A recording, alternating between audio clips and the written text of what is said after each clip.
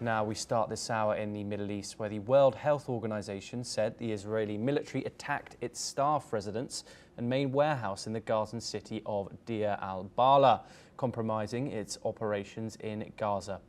The UN agency said the WHO staff residence was attacked 3 times, with airstrikes causing a fire and extensive damage, endangering staff and their families, including their children.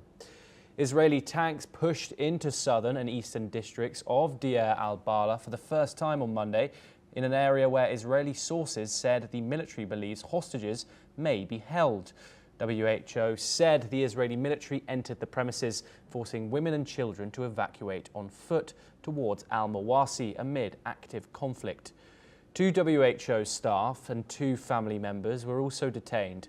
The agency said in a post on X, 3 were later released, while 1 staff member remains in detention. The WHO Director General demanded the immediate release of the detained staff and protection of all its personnel.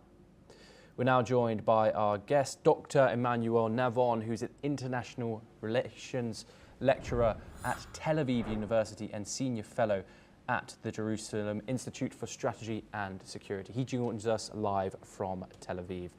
Thank you very much for joining us, Dr. Navon, on the program. Pleasure to have you.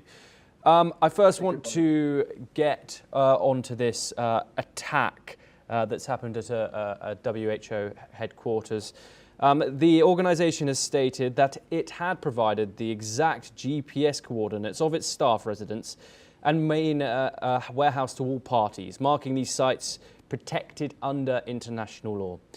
What military necessity justified in targeting these clearly identified humanitarian facilities? Well, the statement comes from the WHO itself. I haven't seen or heard yet any reaction from the Israeli Foreign Ministry or the IDF. So I have no way to verify this information. I'm speaking, of course, in my own name as an academic. And since you spoke about international law is very clear on the fact that when a civilian facility is used for military purposes, it becomes a legitimate military target. And this has been the case many times in the past, where Hamas has used civilian infrastructure such as hospital, such as mosque, or even UN facilities such as UNRWA, and that turned them into legitimate and legal military targets. And I assume that this was the case in that occurrence, even though, as I said, there has been no official reaction, and I do not know all the details. Okay, we've got more information here coming directly from the WHO. As you've said, the IDF have not yet released a statement in regards to this. According to the WHO, male staff and their relatives were handcuffed, stripped and interrogated at gunpoint, one of which staff member allegedly remains detained. Can you detail the rules of engagement and oversight mechanisms that governed this detention, and whether any disciplinary measures will follow if protocols were breached by the Israeli Defense Forces in this situation? Well, again, you are relying so far only on the statements coming from the WHO. We don't know how accurate they are, but the fact is, I mentioned before the involvement of Hamas terrorists with the UNRWA agency.